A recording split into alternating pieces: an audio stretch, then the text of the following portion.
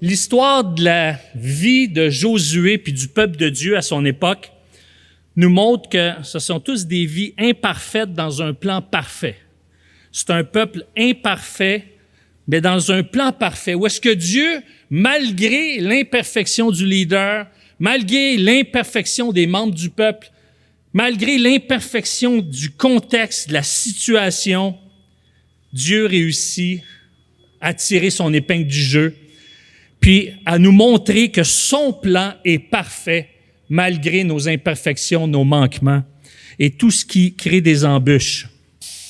On a vu lundi que Dieu n'a pas choisi le plus courageux, le plus fort, puis on n'a pas besoin d'être... Mardi, on a vu qu'on n'a pas besoin d'être à la hauteur de la situation. Hier, on a vu que le résultat des conquêtes de Dieu, c'était la paix pour son peuple. Dans Josué 11, 23, ça dit que toute guerre ayant cessé, le pays connut la paix. Puis Dieu a châtié le peuple de Canaan, puis a donné une terre de paix à son peuple. Comme Dieu s'est fait homme, le deuxième Adam, il a subi notre châtiment pour que son peuple ait la paix. Dans Ésaïe 53, 5, ça dit que le châtiment qui nous donne la paix est tombé sur lui. Et aujourd'hui, ce qu'on va voir, c'est apprendre de mes erreurs puis de celles des autres. Vous savez, moi, il y a une erreur que j'ai faite, puis Dieu m'a pardonné de cette erreur-là. Et c'est un peu comme cette cicatrice-là sur le bras, là. Ça, là, c'est quand je suis tombé en bas de l'escabeau en tondant mes haies quand j'habitais à Laval. Ça a fait une grosse marque, ça saignait. Puis là, je la vois encore, puis regardez, je la touche. Ça me fait pas mal. Mais je me rappelle de cette blessure-là. Mais elle me fait plus mal comme elle me faisait quand j'ai été blessé. Puis l'histoire que je vous raconte, là, c'est un peu ça. Je me rappelle la douleur, mais la douleur me fait plus mal. Mais il me reste que ça me fait de la peine que ça soit passé, ça. Parce que je suis pas fier de ça du tout. J'étais en 4e année. J'avais à peu près 9 ans. Y en a-tu qui ont 9 ans ici? Autour de 9 ans? 9 ans? 9 ans? 9 ans? OK. 9 ans. Bon, à peu près votre âge. J'habitais à Cartierville. Puis à cette époque-là, je n'avais pas besoin de prendre l'autobus pour aller marcher à l'école. C'était à peu près 1 kilomètre de marche. Et là, j'allais dîner à la maison, je revenais à l'école. Puis là, à un moment donné, je suis sur un côté. Chez nous, comment les rues étaient faites, il y avait un trottoir chaque côté de la rue. Puis moi, je me souviens, j'étais sur la rue Guertin. Puis je marchais sur un trottoir, puis de l'autre côté, il y avait une fille qui marchait sur l'autre côté de la rue. Puis ça regardait, tu sais, du coin de l'œil. Puis là, on n'osait pas se parler, on était tous les deux gênés. Et l'autre midi, je décide de marcher avec elle. Ah, c'était le fun de parler avec elle, on riait, on s'amusait. C'était comme si on était 2 cousins-cousines. Là. C'était... Ah, puis j'avais hâte le lendemain de finir de dîner, puis de l'attendre au coin de la rue, puis marcher avec elle, puis on avait du plaisir, puis tout ça, c'était le fun. On était devenus des amis, puis on se racontait toutes choses, puis c'était comme si on se connaissait depuis tout le temps. C'était tellement beau, c'était tellement fin. On était des amis, juste des amis, mais des bons amis. Là, quand on arrive dans la cour d'école, poum, poum, poum, poum, poum, poum, poum, poum, poum. Là, les gars nous regardaient. Puis là, « Hey, Lantier, c'est-tu ta blonde? » « Alors, c'est une amie. » Puis je continuais les midis à marcher avec elle. Puis à un moment donné, parce qu'à cette époque-là, nous, dans notre temps, dans l'ancien temps, dans le temps qu'il n'y avait pas les téléphones cellulaires, dans le temps qu'il n'y avait même pas les lecteurs DVD, dans le temps qu'il n'y avait même pas les micro-ondes, Mais il y avait des autos dans ce temps-là. Il y avait des téléphones, mais ils étaient accrochés au mur avec un fil en queue de cochon. À un moment, mais dans ce temps-là, moi, j'étais en 4e année, puis elle était en 3e année. Fait que moi, avoir un ami 1 an plus jeune dans ce temps-là, c'était pas correct, ça. Puis en plus, si c'était une fille, oh ben là, l'entier. Fait que quand elle est rentrée dans la classe, parce que l'autre enseignante voulait aller porter quelque chose à mon enseignante, tout le monde dit « Ah, c'est la blonde à l'entier, c'est la blonde à l'entier! » Moi, je suis venu gêné, j'avais honte. Alors, qu'est-ce qui est arrivé après? Elle venait me voir dans la cour d'école. Puis là, je me suis mis à la pousser. Puis je me suis mis à dire « Non, va-t'en, je ne veux plus te parler. » Puis là, les midis, quand elle marchait, je m'en allais de l'autre côté du trottoir, puis j'y parlais plus. Puis j'ai été méchant avec elle. Parce que je ne voulais plus que mes amis rient de moi parce que j'étais avec elle. Puis quelques années plus tard, je l'ai vue avec un garçon dans un parc, puis on était assis à la même table de pique-nique, c'était un concours de circonstances. Puis quand j'ai vu ses yeux, je savais qu'elle avait encore mal de la blessure que j'y avais faite. Puis j'étais pas capable de parler, on était 4.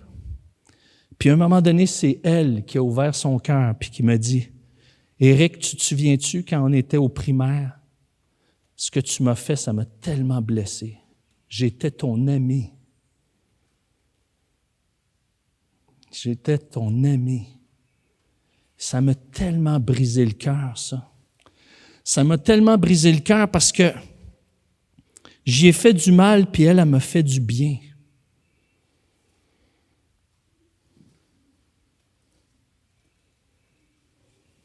Puis je suis convaincu que quand l'apôtre Pierre a renié le Seigneur, ça doit être comme ça que Jésus se sentait. Jésus qui a toujours fait du bien à Pierre, puis qui fait semblant qu'il ne le connaît pas, qu'il ne veut pas s'associer à lui, ça a dû faire mal au Seigneur. Il devait être triste de tout ça. Mais savez-vous quoi? J'ai appris de cette erreur. J'ai appris que être ami de quelqu'un, c'est important.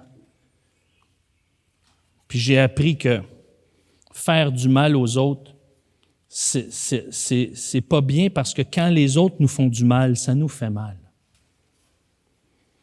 Et il y a peut-être des choses que toi, que tu as faites comme mal, puis que tu as appris de ces choses-là, puis que ça t'a amené à voir les choses différemment. J'ai demandé pardon au Seigneur, puis j'aimerais ça un jour revoir cette fille, puis vraiment, même si ça fait plus que 40 ans de ça, j'aimerais ça la revoir, puis la regarder dans les yeux, puis dire, je te demande pardon parce que je t'ai vraiment fait mal, puis j'en prends conscience. C'est important d'apprendre de nos erreurs. Il y a 3 erreurs il y en a peut-être plus dans le livre, mais 3 que j'aimerais soulever dans le livre de Josué. Et c'est la défaite d'Aï, la faute d'Acan, puis la tromperie des Gabaonites. Alors, on va prier, s'il vous plaît. Seigneur, merci de nous garder attentifs à la voix de ton esprit. Parce qu'on ne veut pas que ce soit un rendez-vous sur le calendrier ce matin. On ne veut pas être ici parce qu'il faut être ici. Je te demande un rendez-vous divin. Parce que c'est tellement ta volonté de parler à nos cœurs. C'est tellement ton désir de nous faire entendre ta voix au travers de ta parole. Je te demande, Père, dans le nom de Jésus, que le Saint-Esprit puisse nous visiter ce matin. Amen. Alors, la défaite d'Aï.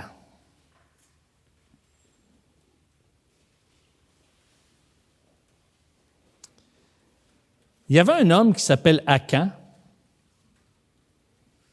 qui, lui, avait désobéi à Dieu. Et on va voir dans Josué, chapitre 7, que, au verset 2, que dans la vie, il y a une leçon qu'on doit apprendre, c'est jamais sous-estimer le danger et de jamais rien prendre pour acquis. Jamais rien prendre pour acquis.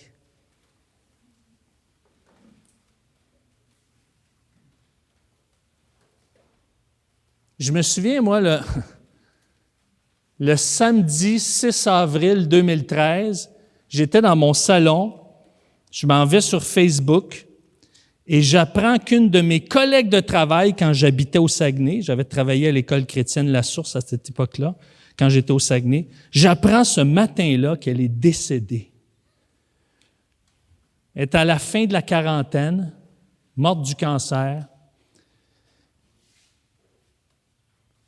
Et j'écris comme commentaire, « Wow, sa fesse, c'est tellement important de ne pas prendre pour acquis ceux qu'on aime. » Et c'est cette journée-là que mon épouse est décédée. On ne sait pas qu'est-ce que la vie nous attend.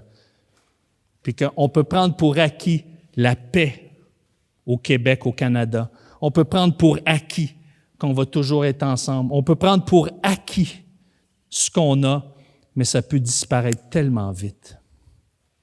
Et ici, n'oubliez pas hier, qu'est-ce qu'on a vu? Le cri de victoire. Le peuple de Dieu a vu les murailles de Jéricho s'écrouler au son de la trompette, au son des cris. Et ils ont vu ce peuple, des vaillants guerriers, être justement anéantis. Et c'était la victoire pour le peuple de Dieu. Et là, de Jéricho, Josué, chapitre 7, verset 2, Josué envoya des hommes vers Haï, qui est situé près de Beth-Aven, à l'est de Béthel. Il leur dit, « Montez explorer le pays. » Ces hommes montèrent, explorèrent Haï. De retour vers Josué, ils lui dirent, « Baf! Il est inutile de faire monter tout le peuple à l'attaque. 2 ou 3 000 hommes vont suffire pour battre Haï. Ne donne pas cette fatigue à tout le peuple, car eux, ils sont en petit nombre. Baf! C'est un petit village, là. Il n'y a rien là. Hein? Petit village. 2-3 000 personnes. Ça va être comme un coup de vent. Alors, ainsi, 3 000 hommes environ se mirent en marche. Mais ils prirent la fuite devant les habitants d'Aï. Les habitants d'Aï leur tuèrent environ 36 hommes et ils les poursuivirent depuis la porte de la ville jusqu'à Shebarim et les battirent à la descente. Le peuple perdit courage et il se liquéfia. Ils ont pris pour acquis que on a gagné, ça a été facile. Peut-être que le Canadien avait cette attitude-là. On a vaincu les Maple Leafs. On a vaincu les Golden Knights. On a vaincu aussi les Jets. Et là, ils arrivent devant les Lightning et ils sont en train de se faire passer un savon, quoi. Mais c'est pas fini. C'est pas fini. Il reste 5 matchs. Fait que chaque match compte. On désespérera pas. Mais ça commence mal, disons. Alors, c'est important de ne pas prendre pour acquis. Pas prendre pour acquis notre adversaire. Pas prendre pour acquis notre force. Pas prendre pour acquis que parce que tout a bien été, ça va toujours bien aller. Alors ça, c'est important, ça. Mais il y avait une raison. C'était pas juste parce que il se surestimait. C'est une des choses, mais il y avait une autre raison. Il y avait Akan. Et ça nous parle de notre jardin secret qui affecte... Des fois, on a l'impression que notre jardin secret, ça nous affecte juste nous. Mais ce qu'on voit là-dedans, c'est que ça affecte pas juste nous, mais ça affecte notre vie publique, notre vie sociale, notre vie collective, ça affecte notre famille. Alors, des fois, on pense que, on a des péchés secrets, puis c'est juste nous, c'est entre moi et Dieu. Mais ça a un impact, ça a une répercussion beaucoup plus grande. Ce que le Seigneur avait dit au chapitre 6, Dieu avait interdit, parce qu'une fois qu'il allait gagner des villes, puis qu'il allait prendre possession, il aurait peut-être vu des belles choses, du beau linge, de l'argent. Il aurait peut-être vu plein d'affaires qu'ils auraient tenté d'avoir pour eux. Ils sont morts maintenant, on peut le prendre pour nous. Puis c'est ça qui est arrivé avec Akan. Akan, il a vu un beau manteau, il a vu de l'argent, il a vu de l'or. Puis il s'est dit, bof, il est mort, c'est pas volé, ça y appartient plus. Je prends ça, je vais aller le cacher, je ne dirai pas à personne. Ça ne fait pas de mal à personne, ça va être pour moi.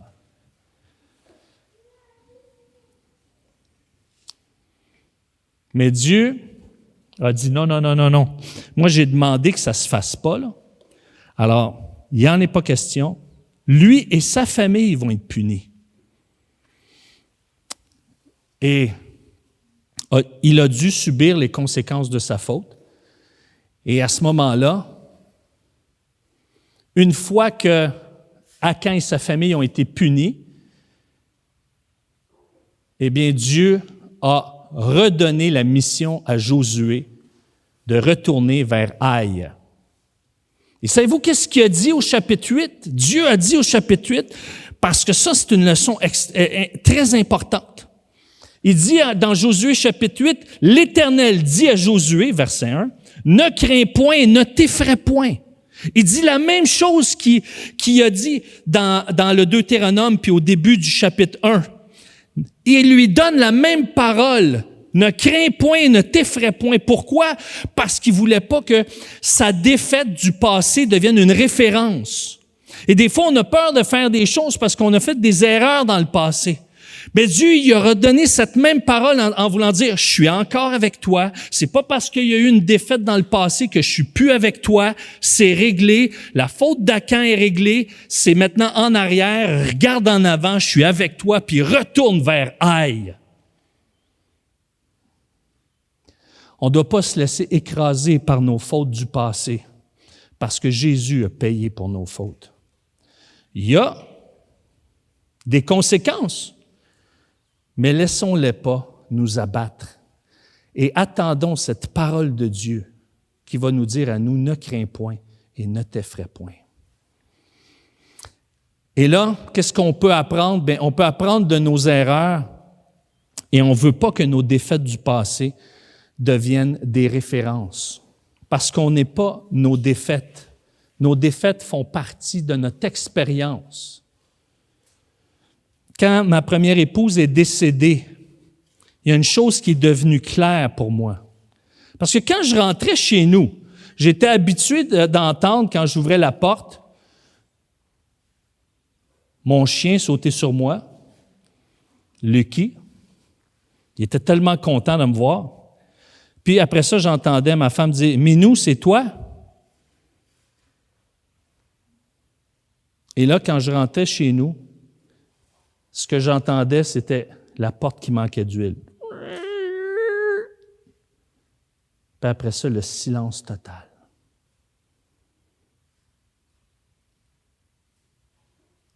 Une maison vide. Et qu'est-ce que ça m'a amené à chercher? Parce que bien des fois que je me disais, des fois, Carole, elle me tape ses nerfs, puis elle est exigeante, puis elle revient toujours là-dessus, puis elle me renote mes fautes. Puis là, j'étais là dans ma tête, gna. Mais quand elle est décédée, puis qu'elle n'était plus là, puis que la maison était vide, là, je disais, Seigneur, je veux apprendre où est-ce que moi j'ai manqué. Je veux apprendre pour que si un jour tu m'accordes la grâce de recommencer ma vie, je ne puisse pas refaire les mêmes erreurs. C'est ça l'attitude que le Seigneur veut. D'apprendre de nos erreurs et des erreurs qu'on peut observer chez les autres pour pas tomber dans les mêmes erreurs, pour pas tomber dans les mêmes erreurs qu'Acan, pour pas tomber dans les mêmes erreurs que le peuple juif. Et le troisième, c'est les Gabaonites. C'est un peuple au chapitre 9 qui ont joué un tour. Ils ont joué un tour au peuple juif. Est-ce qu'il y en a qui aiment ça jouer des tours? Pas des tours méchants, des tours comiques. Est-ce qu'il y en a qui aiment ça jouer des tours? T'aimes ça jouer des tours? Oui, hein? T'aimes ça jouer des tours? OK. Ça, moi aussi, j'aime ça jouer des tours. À un moment donné, j'ai joué un tour à ma sœur Denise. C'était drôle. Elle revenait du Mexique. Non, c'était pas cette fois-là. Bien, j'appelle ma sœur Denise, puis je me souviens plus pourquoi, mais je change ma voix, tu sais. Puis je vois un pot de vitamines sur mon bureau. Fait que j'ai dit, je sais ce que je vais faire. Je vais appeler ma sœur Denise, je vais lui demander si elle veut s'abonner aux vitamines Wample. Fait que là, je change ma voix, je dis, « Hey, bonjour, madame, est-ce que vous voulez vous abonner aux vitamines? » Elle dit, « vraiment pas, monsieur. » Puis là, elle raccroche. Là, je la rappelle, je dis, « Hey, c'est moi, Éric.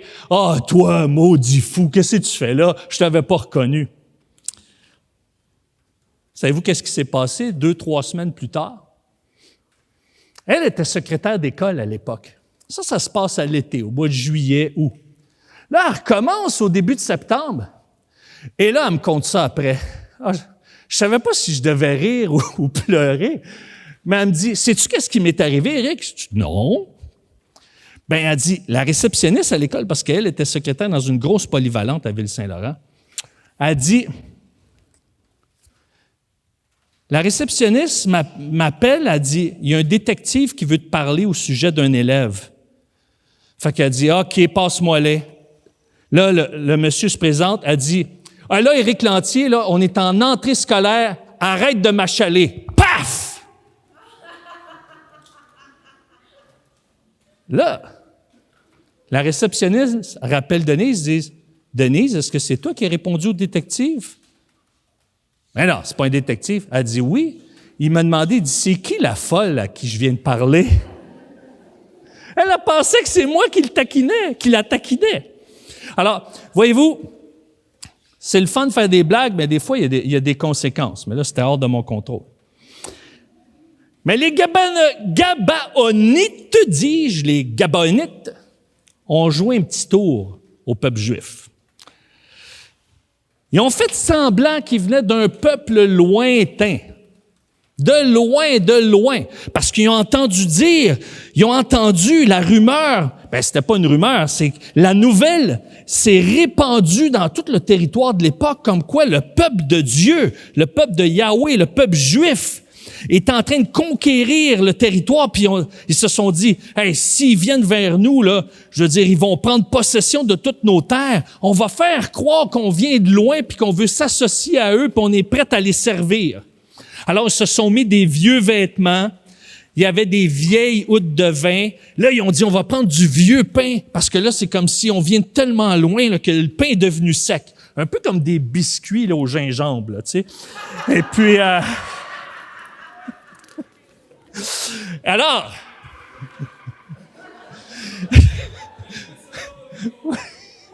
22 secondes au micro-ondes.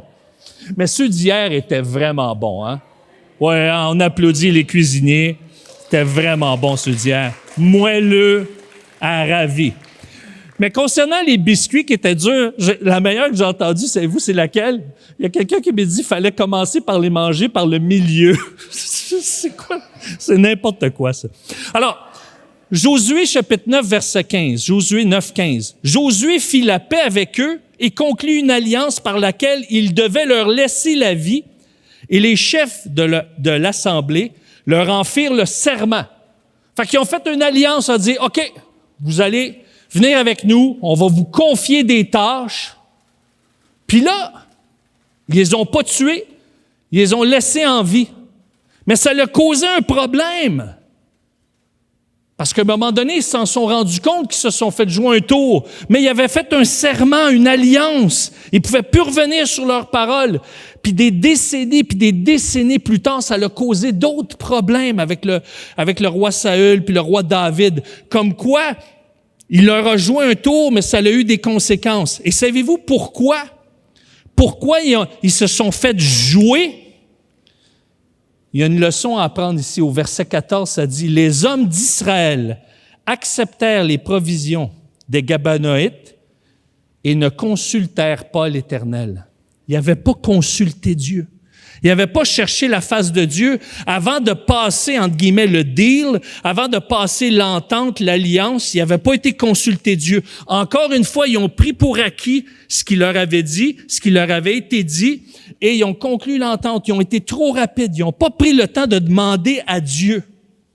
Alors, cette histoire-là, elle a eu des conséquences pendant des décennies et des décennies.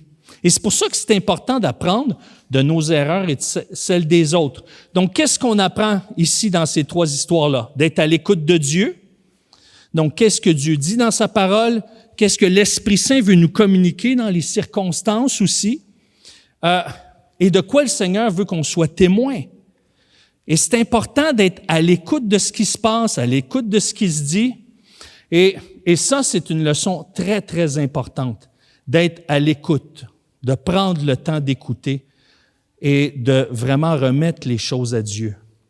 Et de vérifier, faire nos devoirs, vérifier si les choses qui nous sont dites sont vraies, faire des recherches, questionner, aller au fond des choses pour pas, comme on dit en québécois, se faire passer un boulot, un sapin. Alors, mais malgré toutes ces erreurs-là, malgré toutes ces imperfections, on voit au chapitre 10 la victoire contre le rassemblement des 5 rois, au chapitre 11, la victoire sur le nord, et on voit au chapitre 12 l'équivalent des trophées. Et on voit que malgré les erreurs que le peuple de Dieu a pu faire, Dieu l'a utilisé pour accomplir ce qu'il avait promis. Et ça, c'est important. Donc, de ne pas prendre pour acquis, de vraiment aller voir Dieu avec nos fautes secrètes et d'aller vérifier quand on est sur un doute ou aller vérifier si ce qu'on nous dit c'est exact et ne jamais oublier de consulter Dieu. Et en conclusion, j'aimerais vous partager 2 choses très rapidement. Pierre, l'apôtre Pierre, j'en ai parlé au début, qui a fait 3 erreurs. Ben, il en a fait plus que ça, mais 3 erreurs que je veux attirer votre attention. Et un autre exemple personnel.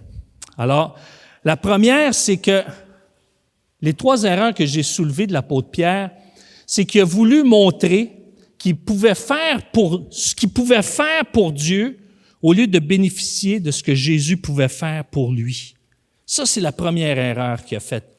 Parce que, vous vous souvenez, quand Pierre, il dit « Je suis prêt à mourir pour toi », mais le message de l'Évangile, c'est pas qu'on est prêt à mourir pour Dieu, c'est que Jésus est mort pour nous.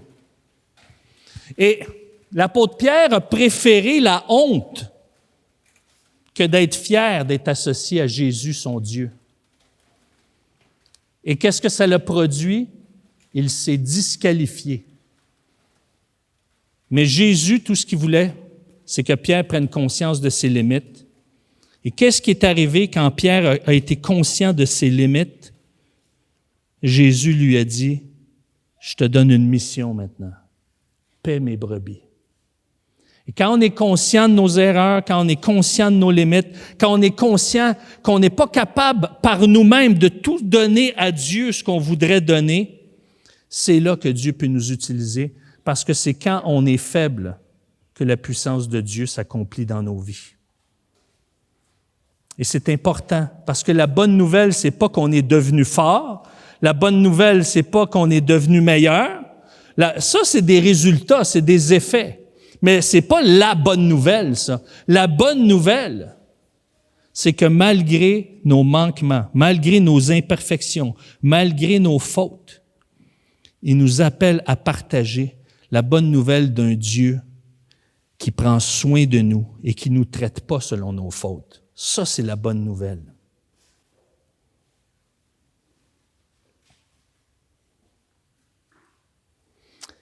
Et j'ai appris, moi, de mes erreurs de mon premier mariage. Et la bonne nouvelle, c'est que Dieu m'a donné une épouse me redonner une épouse. Et il a comblé mon cœur. Et je veux continuer à grandir puis apprendre de mes erreurs. Parce que savez-vous quoi? Et on va le voir demain. Souvent, on a l'impression que les autres sont contre nous alors qu'ils veulent notre bien. On a l'impression que les autres sont dans l'erreur parce qu'on n'a pas compris leur motivation. Et ça, c'est tellement vrai dans la vie de couple, et c'est vrai dans la vie de communauté d'Église, c'est vrai dans toute la vie chrétienne. Et c'est pour ça qu'on va voir demain ce problème de perception. Comment un groupe a vu l'autre groupe d'une façon et il y avait un problème de perception et de communication. Et quand on prend le temps de se parler, on prend le temps de se comprendre, on prend le temps de se connaître, eh bien, ça désamorce toutes les tensions. Et c'est ça qu'on va voir demain. Prions, s'il vous plaît.